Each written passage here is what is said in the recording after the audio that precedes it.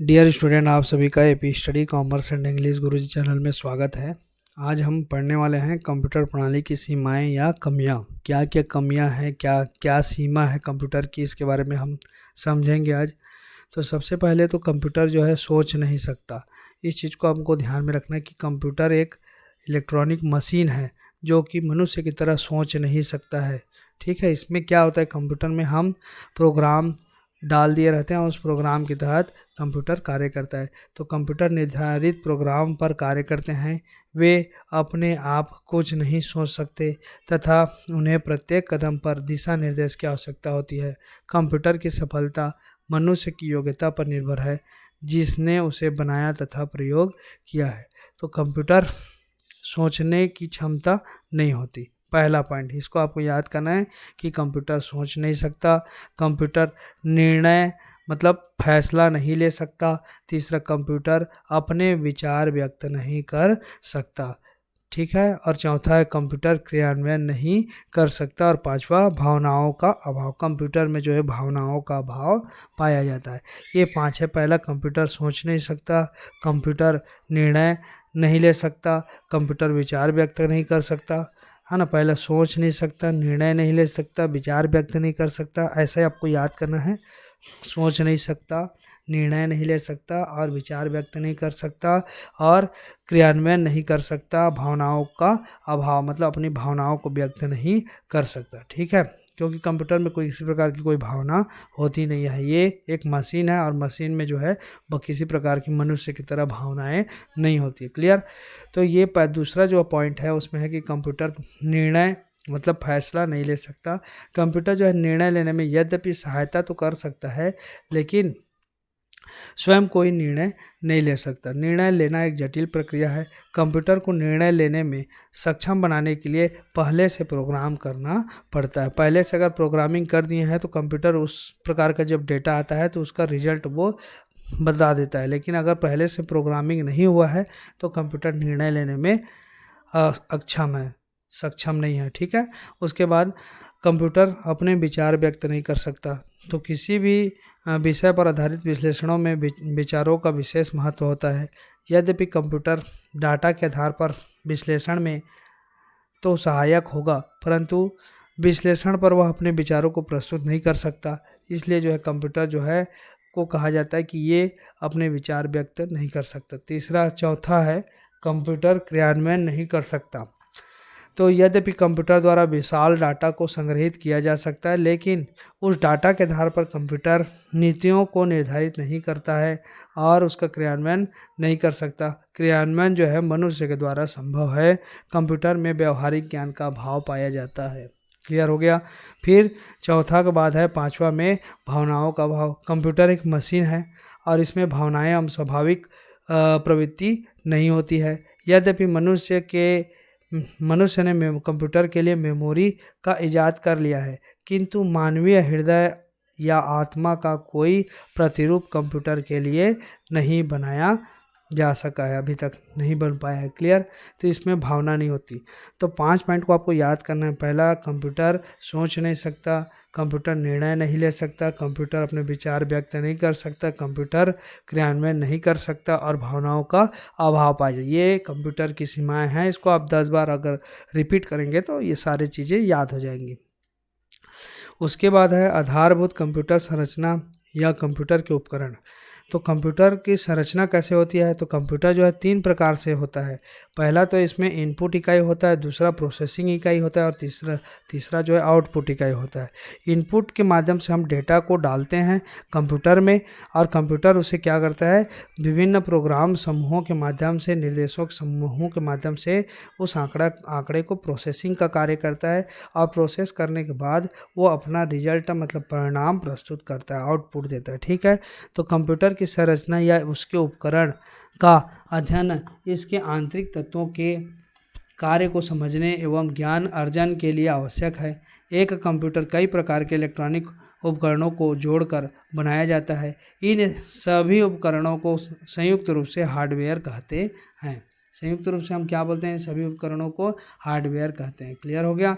ये हार्डवेयर में इनपुट इकाई, प्रोसेसिंग इकाई और आउटपुट इकाई ये सभी जो है आते हैं अब हम समझेंगे कि कंप्यूटर के मुख्य रूप से जो भाग होते हैं वो 3 भाग होते हैं। कंप्यूटर की 3 इकाइयाँ, देखिए कंप्यूटर की मुख्य रूप से कितनी इकाई है, 3 इकाई है। यहाँ पर भी दिया हुआ है कि कंप्यूटर की मुख्य रूप से कितनी इकाई है, 3 इकाई है, ठीक है।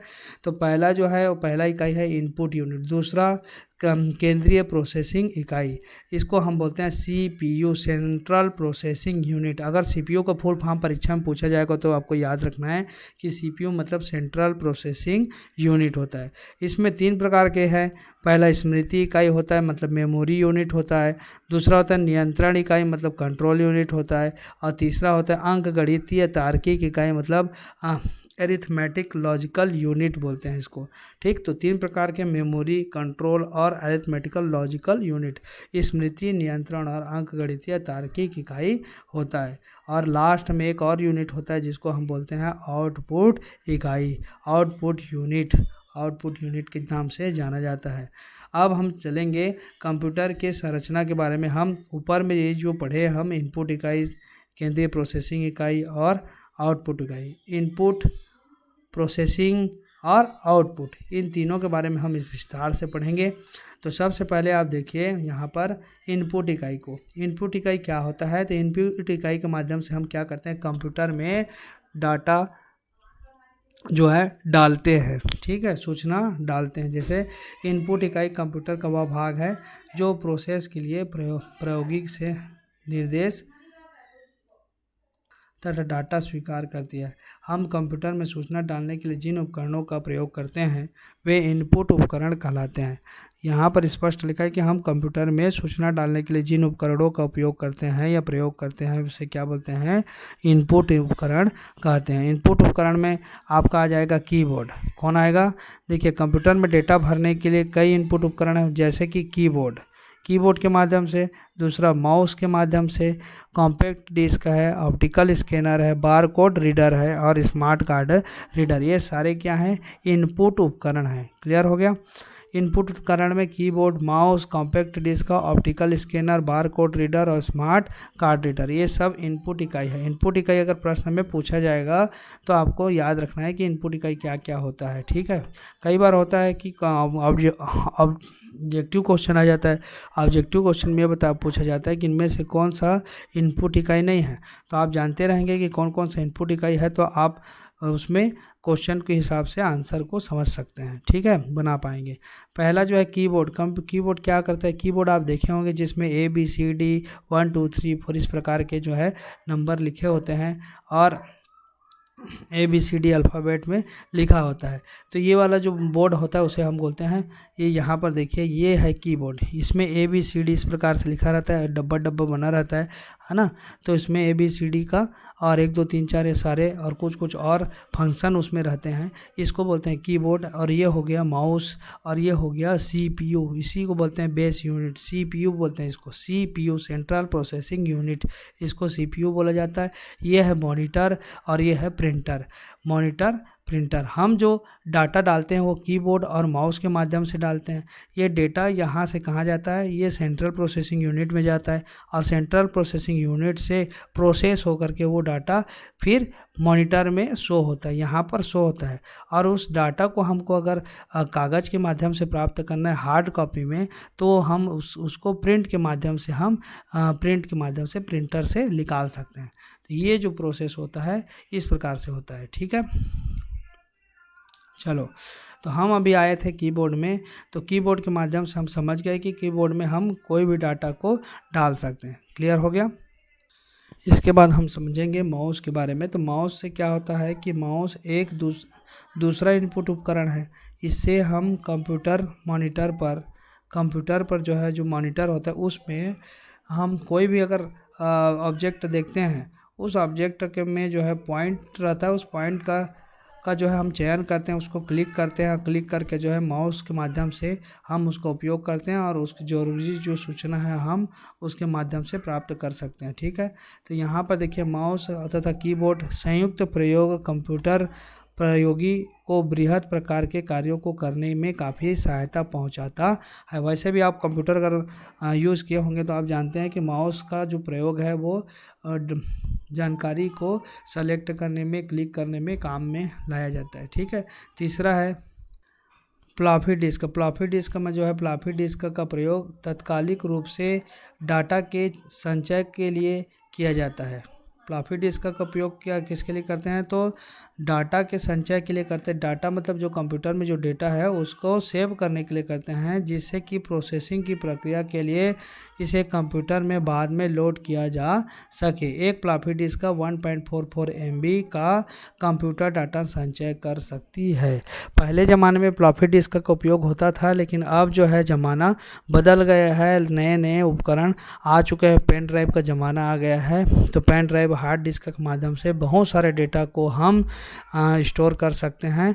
अब जो है इस डेटा को मतलब MB में ना करके हम TB में टेराबाइट में स्टोर करते हैं। MB की जगह GB में TB में स्टोर किया जाता है। ठीक है, टेराबाइट, गीगाबाइट, इस प्रकार से।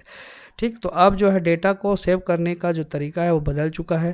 फिर है कॉम्पैक्ट डिस्क का। कॉम्पैक्ट डिस्क भी फ्लॉपी डिस्क की तरह डाटा के संचय के कार्य में लाई जाती है। ये पहले ज़माने में जब शुरुआत में जब कंप्यूटर आया था तो फ्लॉपी डिस्क और कॉम्पैक्ट डिस्क और एक जिसको हम CD के रूप में जानते हैं। कॉम्पैक्ट डिस्क को किसके माध्यम से जानते हैं, CD।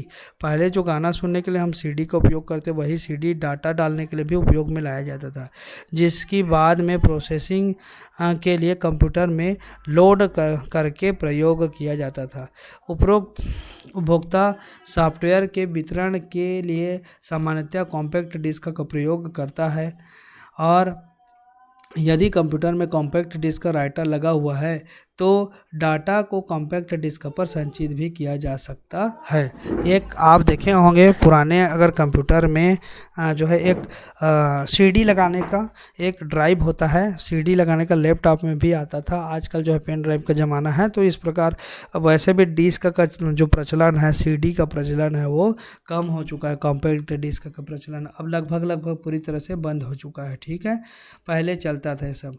और अभी देखिए, अभी डेटा जो है हम पेन ड्राइव में स्टोर करते हैं, पहले DVD CD के माध्यम से संग्रहित करते थे। ठीक है, अब हम चलते हैं, देखिए इसके बाद keyboard, mouse, floppy disk, compact disk का।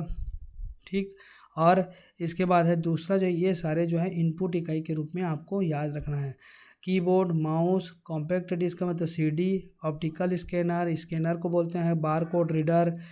एक प्रकार का एक रीडर है जो बार कोड को स्कैन करता है, जो लाइन वाला रहता है। जहाँ पे आप मॉल में जाएंगे या सुपर बाज़ार में जाएंगे तो एक हैंडल टाइप का रहता है, एक मशीन टाइप का रहता है, उसमें स्कैन किया जाता है। उसको स्कैन करने पर जो रेट है वो कंप्यूटर में शो होता है, वो वाला स्मार्ट कार्ड रीडर आता है। ठीक है, ये सब को आपको जानना जरूरी है। फिर उसके बाद केंद्रीय प्रोसेसिंग यूनिट। केंद्रीय प्रोसेसिंग यूनिट क्या है, तो केंद्रीय प्रोसेसिंग इकाई कंप्यूटर का प्रमुख एवं सबसे महत्वपूर्ण भाग है। यहाँ पर आप देख सकते हैं सब बार कोड रीडर। यहाँ पर देखिए, ये बार कोड रीडर एक प्रकार की मशीन है जिसको हाथ के माध्यम से पढ़ करके इस प्रकार से जो लाइन है उसको रीड किया जाता है। इसको बोलते हैं बार कोड रीडर। ओके, ये है आपका कॉम्पैक्ट डिस्क, इसको बोला जाता है कॉम्पैक्ट डिस्क। ये जो CD है ना, इसी को बोलते हैं कॉम्पैक्ट डिस्क। फ्लॉपी डिस्क इस प्रकार का होता है। फ्लॉपी डिस्क पहले ज़माने में इसका यूज किया जाता था। ये है फ्लॉपी डिस्क का, पहले इसका प्रयोग बहुत अधिक था, अब जो है इसका प्रयोग नहीं होता है। ठीक है, बहुत कम मात्रा में होता है। तो ये हो गया फ्लॉपी डिस्क, आप यहाँ पर से देख सकते हैं। यहाँ पर आप देख सकते हैं ये जितने भी दिख रहे हैं उपकरण, ये सारे इनपुट डिवाइस है। जितने भी उपकरण आपको देखने को मिल रहे हैं ये सारे इनपुट डिवाइस है। यहाँ पर क्या क्या, चलिए मैं एक्सप्लेन कर देता हूँ। पहला है कीबोर्ड, यहाँ पर जो बटन वाला है ये कीबोर्ड है। ये है स्कैनर, स्कैन कर सकते हैं कोई भी डॉक्यूमेंट को। ये है ट्रैक बॉल, इसको बोला जाता है ट्रैक बॉल। ये है MICR, एक प्रकार का ये जो है कार्ड रीडर है, MICR कार्ड रीडर। ठीक है, ये है टच पैड। टच पैड मतलब आप अपने लैपटॉप में भी देखेंगे इस प्रकार का एक टच पैड होता है, जिसमें जो है उंगली के माध्यम से आप जो है माउस के पॉइंटर को एक जगह से दूसरे जगह ले जा सकते हैं। एक है टच पैनल, टच पैनल भी ये इनपुट डिवाइस के रूप में होता है। एक जॉयस्टिक, जॉयस्टिक मतलब कंप्यूटर में गेम खेलने के लिए एक प्रकार का ये माउस मतलब रिमोट होता है जिसको हम जॉयस्टिक का नाम देते हैं। फिर है बार कोड रीडर जिसको मैंने अभी एक्सप्लेन किया आप लोगों के लिए। फिर है माउस और एक है OCR। ठीक है, तो ये सारे क्या हैं, इनपुट डिवाइसेस हैं। इन सभी इनपुट डिवाइस हैं, यहाँ पर भी देख सकते हैं पूरे इनपुट डिवाइस के बारे में दिया हुआ है। ये सारे इनपुट डिवाइस हैं जितना मैंने आपको बताया। ठीक, ये सारे इनपुट डिवाइसों को आपको याद रखना है। क्लियर हो गया होगा। तो इस वीडियो है कॉम्पैक्ट डिस्क तक ही रखते हैं। नेक्स्ट में हम पढ़ेंगे केंद्रीय प्रोसेसिंग यूनिट, क्योंकि वीडियो लंबा हो जाता है तो आप लोगों के लिए भी असुविधा होगा और मुझे अपलोड करने में भी दिक्कत होती है। तो आज के लिए बस इतना ही। वीडियो को देखने के लिए आप सभी का बहुत बहुत धन्यवाद।